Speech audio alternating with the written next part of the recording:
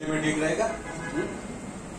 क्योंकि इंग्लिश में इसलिए टाल रहा हूँ कि there are quite a few young people who do not understand English really well, and then once we go into those terminologies then it becomes difficult. तो I was asked to speak to you and at the same time I did not want it to be a formal lecture. It's not a proper structured lecture. It's an informal interaction. પણ હવે શું થઈ ગયું છે કે online lectures ना લીધે આ पीपीटी ની ટેવ પડી ગઈ છે कि उसकी वजह से एक बहुत बड़ी चीज हम लोग भूल गए कि एक्सटेम्पोर बोलना, अगर रेफरेंस की जरूरत पड़ती है वो आदत बिगड़ गई। तो anyway when I was invited for this lecture, तब उस पे लिखा था TACAE और मेरे समझ में नहीं आ रहा था ये TACAE क्या है। तो मैंने फिर कृष्णा को पूछा कि भाई ये क्या है, फिर पता चला कि 3rd annual contemporary art exhibition. तो ये कंटेम्पररी वर्ड उसमें था एंड ही सेड दैट आप अगर थोड़ा कुछ बोलेंगे तो अच्छा रहेगा। एंड आई वाज वंडरिंग कि किस सब्जेक्ट पर बोला जाए। तो फाइनली मैंने सोचा कि इस कंटेम्पररी को बोलूं, क्योंकि बड़ौदा का एक जिम्मेदार आर्टिस्ट जो बहुत अच्छा काम करता है, जिसके डूज के बारे में और जिसके आर्ट के अंडरस्टैंडिंग के बारे में मुझे रिगार्ड्स है, ऐसे एक आर्टिस्ट के साथ मैं बात कर रहा था और मैं किसी स्कल्पचर की बात चल रही थी। मैंने पूछा कैसा है, तो इसे बहुत अच्छा है, contemporary, it's very contemporary, it's very contemporary. इसका मतलब क्या होता है कि कंटेम्पररी होना जरूरी है ना, अच्छा है। इसका ये मतलब एक सिनोनिम हो गया ना, कंटेम्पररी होना ये एक क्वालिटी हो गई, कंटेम्पररी होना एक मूल्य हो गया। ऐसे इसमें से एक ध्वनित अर्थ निकलता है कि फिर हमें ये करना चाहिए कि इस कंटेम्पररी अ क्राइटेरिया ऑफ वैल्यूएबिलिटी, मूल्यांकन के लिए हमें जो निकष चाहिए होते हैं, समझ लो हिंदी इतना ये तो समझ जाते हैं ना कि हमें किसी चीज का जब मूल्यांकन करना होता है तो इसके निकष होते हैं, उसका एक क्राइटेरिया होता है। तो कंटेम्पररी होना ये मूल्यांकन का क्राइटेरिया हो सकता है। ये हमें मतलब ये सवाल जो है उसका जवाब तो हमें देना पड़ेगा। तो ये मूल्य निकष है कि नहीं। तो मैंने जब उसके बारे में सोचना शुरू कर दिया कंटेम्पररी के बारे में, तब मुझे एक चीज महसूस हो गई कि कंटेम्पररी का मतलब है समकालीन।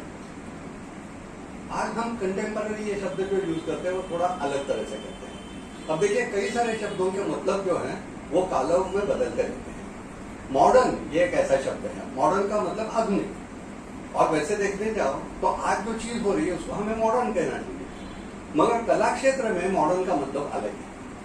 मॉडर्न का मतलब आधुनिक जरूर है, मगर उस शब्द के साथ एक खास उसका जो इनहेरिटेड मीनिंग था वो एक विशिष्ट मूल्य व्यवस्था का प्रतिनिधित्व वो शब्द करने लगा।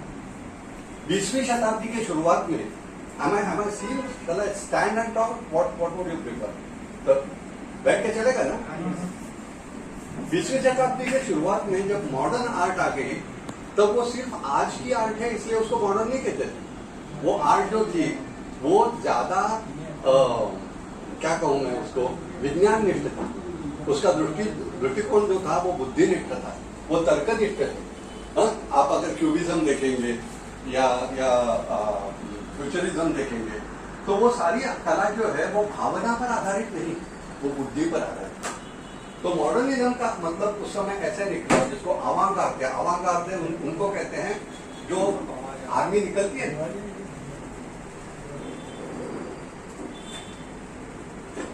जब सैन्य निकलता है तो सबसे आगे लड़ने वाले लोग जो है ना उनको कहते हैं अवांगार्द। तो अवांगार्दिज्म मतलब जब दुनिया आगे जा रही है तो सबसे आगे लड़ने वाले जो सिपाही है वो अवांगार्द। और वो कौन है? मॉडर्निस्ट। मॉडर्निस्ट जो है वो अवांगार्द है, मॉडर्निस्ट जो है वो विज्ञानिक है, मॉडर्निस्ट जो है वो बुद्धिनिष्ठ है, और मॉडर्निस्ट जो है वो तर्कनिष्ठ है।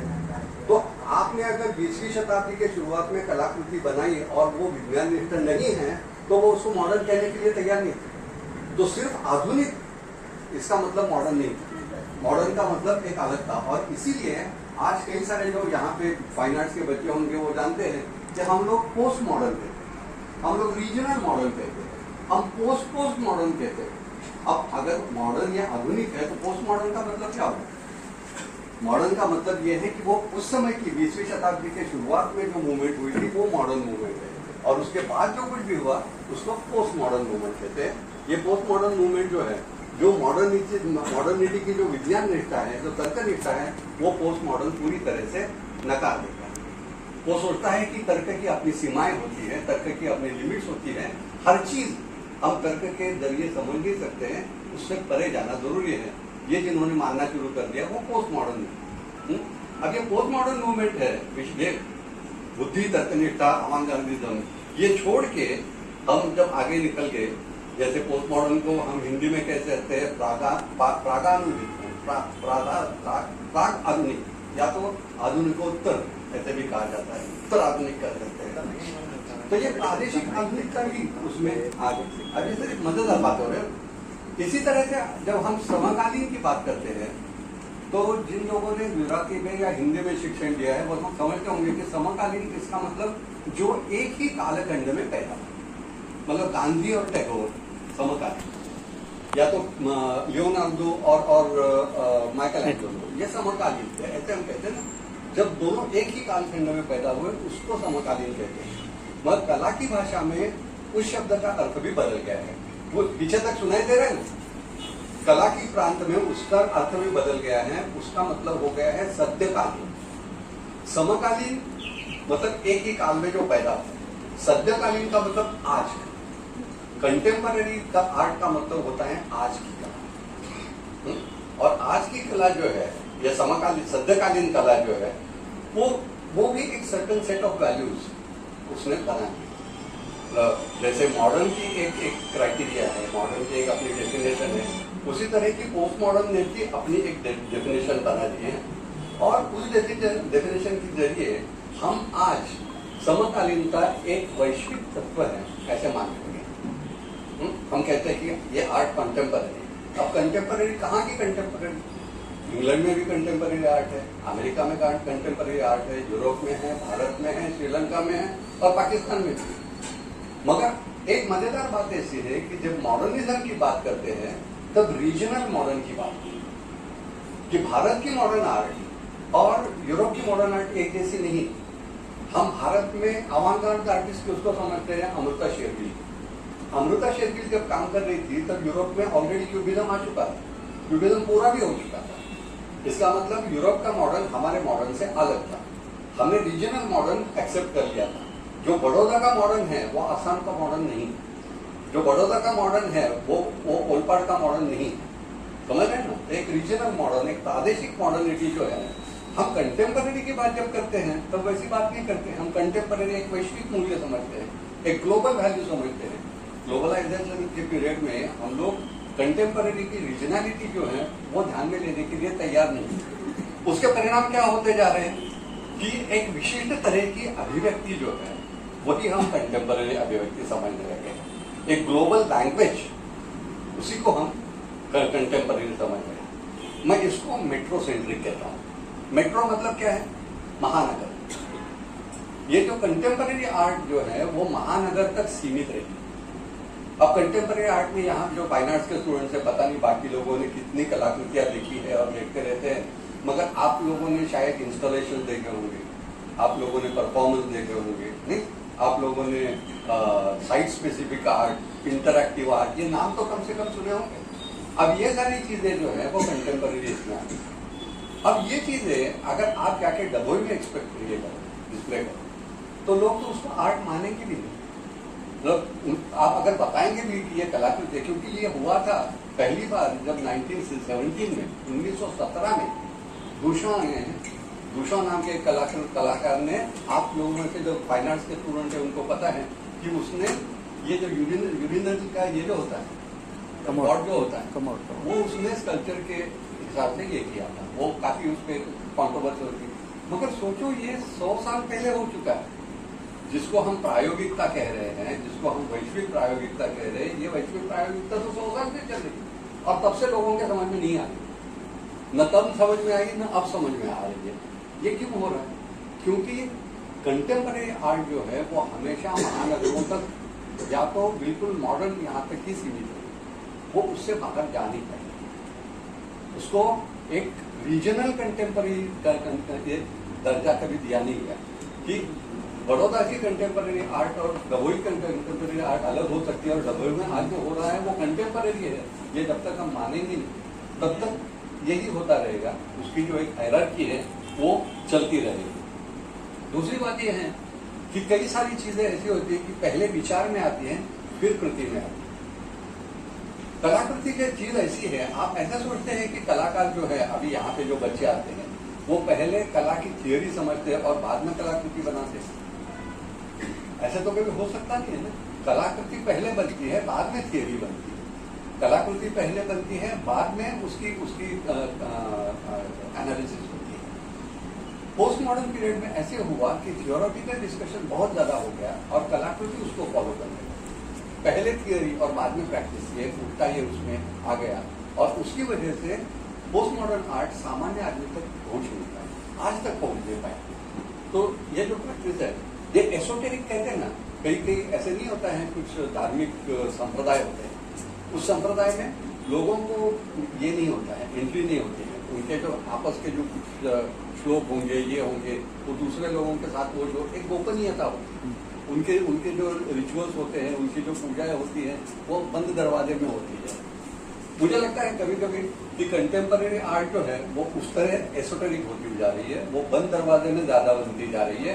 वो आर्टिस्ट और क्रिटिक उन दोनों के बीच में ही एक अफेयर बनते रह गया है।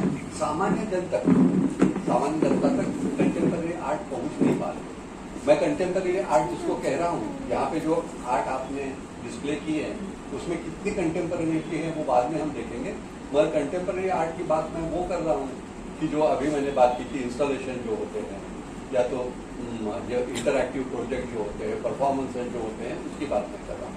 और उसमें कई परफॉर्मेंस इतने एट्रोशियस होते हैं कि आपको ऐसा लगेगा कि इसको कैसे आर्ट कहा जाए। तो एनीवे उसके बारे में मैं अभी नहीं बोलना चाहता हूँ कि ये वैसे पोस्ट मॉडर्न ने ग्रैंड नरेटिव मतलब क्या है कि ये सही है और ये गलत है, ये जो संकल्पना होती है कि ये कलाकृति अच्छी है, ये कलाकृति अच्छी नहीं है।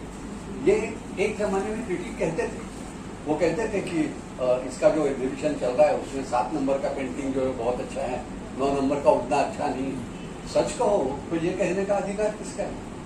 लॉजिकली ये तो सही नहीं कि उस पर्टिकुलर क्रिटिक को एक चीज पसंद आ जाए और वो उसको अच्छा कहे, ये उसकी पर्सनल चीज है, वो उसका फाइनल जजमेंट नहीं हो सकता है।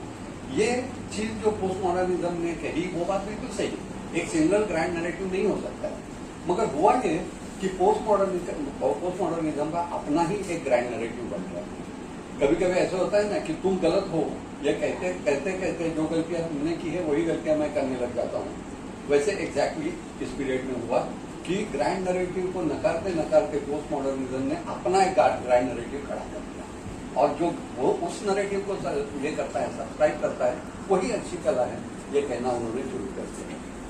अब ये सद्यकालीनता की जो बातें कर रही कि मतलब ऐसी जो सद्यकालीनता जो है, ऐसी जो कंटेम्परेनिटी है, उसको सब्सक्राइब करना, उसको फॉलो करना, उसका अनुकरण करना, यह हमारी जिम्मेदारी है या हमारी अंतःप्रेरणा है या हमारी अपरिहार्यता है? हमें ये सारे के सारे जो आज की कंटेम्परेनिटी की जो प्रिंसिपल्स हैं वो हमें फॉलो करने चाहिए या नहीं करने चाहिए, वो हमारी जिम्मेदारी है कि नहीं? अगर हम वो फॉलो नहीं करेंगे तो हम दुनिया के साथ कदम नहीं मिला रहे हैं, ऐसे समझा जाएगा। कैसे मतलब how do you analyse it? मैं अगर इंस्टॉलेशन नहीं करता हूँ, आज तक अगर ऑयल पेंटिंग ही कर रहा हूँ, तो मैं फिर कंटेम्पररी आर्टिस्ट नहीं। मैं अगर परफॉर्मेंस नहीं कर रहा हूँ तो मैं कंटेम्पररी आर्टिस्ट नहीं। हाँ, ऐसे मतलब दिस इज द क्राइटेरिया। ऐसे तो कहना बहुत मुश्किल हो जाएगा, है ना?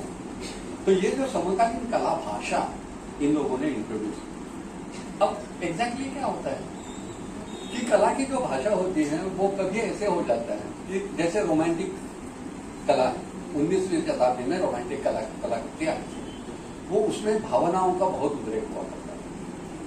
तो कोरबे जैसा एक आर्टिस्ट जो था, उसने कहा कि भाई ये जो तुम्हारी पेंटिंग में दिखाई देता है उसमें तो मुझे मतलब कभी एंजल्स दिखाई देते हैं, कभी परियां दिखाई देती है, कभी ये दिखाई देता है, ये मेरी जिंदगी में मैंने इसमें से कुछ नहीं देखा। I can't paint an angel because I have never seen. मैंने कभी एंजल देखा ही नहीं है, मैंने कभी स्वर्ग देखा ही नहीं है। स्वर्ग का पेंटिंग मैं क्यों करूँ? मैं ऐसे पेंटिंग करूंगा जो मैंने देखे। तो उसने मजदूरों के पेंटिंग करना शुरू कर दिया, उसने वेश्याओं के पेंटिंग करने शुरू कर दिया। ये क्या हुआ कि जो कलाकृति उसके मन में वो एक्सप्रेस करने के लिए जो भाषा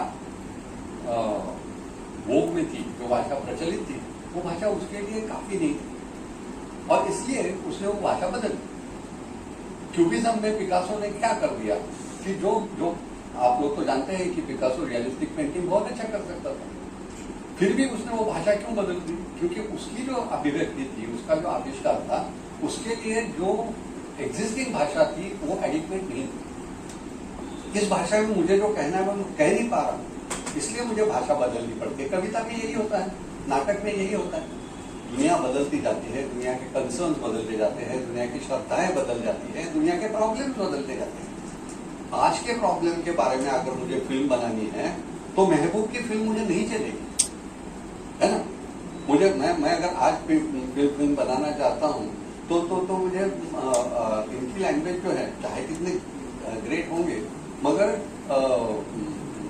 विमल रॉय की लैंग्वेज जो है वो आज के इसमें नहीं चलेगी। मुझे आज के फिल्म के लिए आज की लैंग्वेज ढूंढनी पड़ेगी।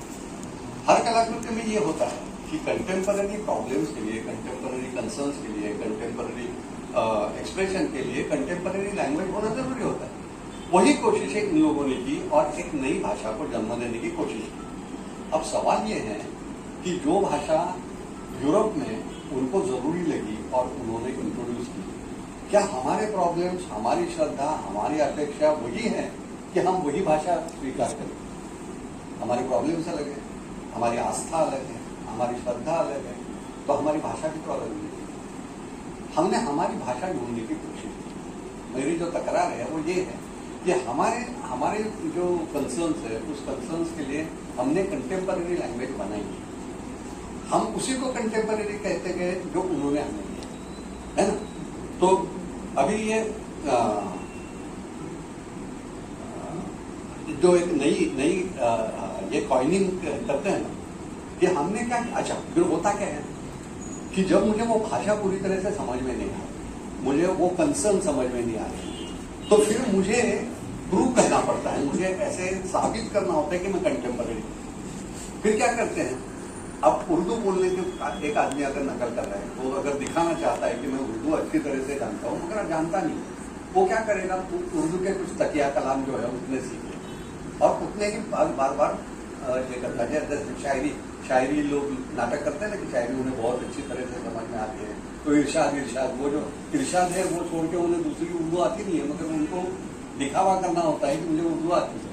कई बात दूसरे इसके भी बारे में कि इसको फ्रेजोलॉजी, कि कुछ फ्रेजेज जो होते हैं, कुछ शब्द प्रयोग जो होते हैं, जो तकिया कलाम होते हैं, वो तकिया कलाम उठाने से इंग्लैंड में हमारे लोग जितने भी रहते हैं ना, मैंने इंग्लैंड में अगर वो इंग्लैंड से आया है वो बार बार ऑल राइट कहेगा। अब उसको अंग्रेजी ठीक से आती हो ना हो, मगर ऑल राइट जरूर कहेगा ताकि पता चले कि ये इंग्लैंड में रहता है। अब ये जो है यही चीज कंटेम्पररी आर्ट के बारे में, क्या अगर मैं कंटेम्पररी हूँ और कंटेम्पररी आर्ट जानता हूँ, या अगर मुझे दिखाना है तो मुझे ऐसे कुछ फ्रेजेस ढूंढने पड़ेंगे, और कंटेम्पररी आर्ट के ऐसे कुछ फ्रेजेस ढूंढ के जो कंटेम्पररी का नाटक कई बार हुआ। कई बार ऐसे हुआ कि बेचारे सीधे साधे लड़के जिन्होंने कंटेम्पररी एक्सपेरिमेंटेशन के बारे में कुछ सोचा नहीं है, कुछ समझा नहीं है, कुछ पढ़ा नहीं है, कुछ अभ्यास नहीं किया है, वो ऊपर छली बात उठा के उसको कंटेम्पररी साबित करने की कोशिश करते हैं। अब ऐसी जब चीजें होती रहती हैं तब पूरी की पूरी एक आर्ट की जो परिभाषा है उसका तो नुकसान होता है, मगर एक पूरी जो क्या कहते हैं संस्कृति है, उसकी जो पूरी ट्रेडिशन है, उस ट्रेडिशन का भी नुकसान होता है। वो ट्रेडिशन बीच में से टूट जाता है, वो प्रवाह जो है वो बीच में से टूट जाता है। तो इसी मुझे लगा कि इसके बारे में बोलना जरूरी है, क्योंकि ये सारी चीजें जो है वो बच्चों के सामने ही तो बोलनी चाहिए। इसमें क्रिटिसिज्म लिखने से कोई फायदा नहीं है, क्योंकि उसको डिफेंड करने वाले 50 मिल जाएंगे। ये जो लोग सच में कुछ जानना चाहते हैं, सच में कुछ करना चाहते हैं, उनके सामने ही तो ये बातें हो सकती हैं। अब देखिए म्यूजिक में भी फ्रेजेस होते हैं। यहाँ पे अगर कोई म्यूजिक जानने वाला है, जैसे तबला बजाने वाला, तबले का कायदा होता है, तबले की परण, म्यूजिक के टुकड़े होते हैं। ये फ्रेजेस तो हर भाषा में होते हैं। हम शब्द प्रयोग करते हैं ना, कि जैसे गुजराती में मैंने जैसे आया तब वो शब्द प्रयोग सुना था और ऐसा जबरदस्त रेवड़ी दानादान करी ना क्यों क्या रेवड़ी दानादान क्या, बट अब ये जो है इस तरह के जो फ्रेजेस होते हैं, ये फ्रेजेस काफी इफेक्टिव होते हैं। मगर फ्रेजेस ये लैंग्वेज नहीं होती, फ्रेजेस ये ऊपर का गार्निशिंग होता है। तो ये फ्रेजेस उठाने से हम लोग लैंग्वेज नहीं डाल सकते। तो ये जो है तकिया कलाम जो है फ्रेजेस, ये इनके बिना भी कंटेम्पररी आर्ट बन सकती है। जैसे एक मिनट है, जैसे दूसरी भाषा का तकिया कलाम, हाँ ये उसकी आइडेंटिटी है और इसके बिना भी समकालीन आस्था अभिव्यक्त हो सकती है। अब देखिए कई सारे इंडियन आर्टिस्ट ऐसे हैं कि जिन्होंने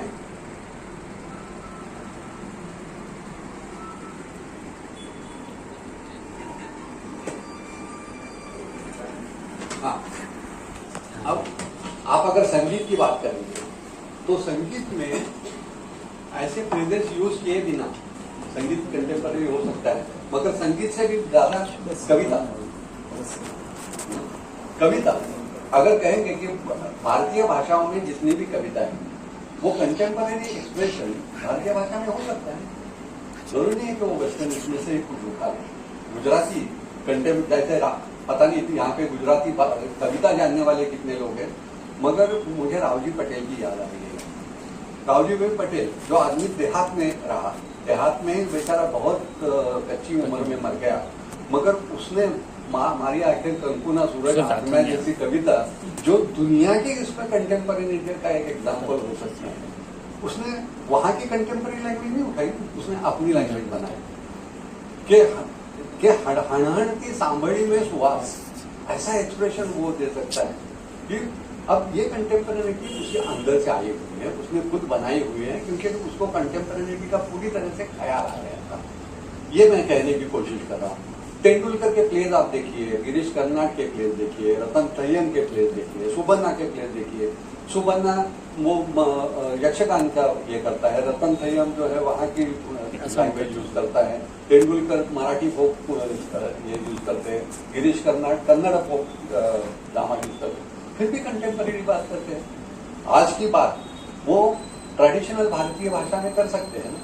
फिल्म में अगर हमारा ही गुजराती एक उदाहरण है केतन मेहता कि जो पूरी तरह से ट्रेडिशनल लैंग्वेज में आज की बात कर सकते हैं। चार्ल्स कोरिया आर्किटेक्ट जो है वो पूरे अपने एलिमेंट्स यूज करके कंटेम्पररी आर्किटेक्चर बनाता है।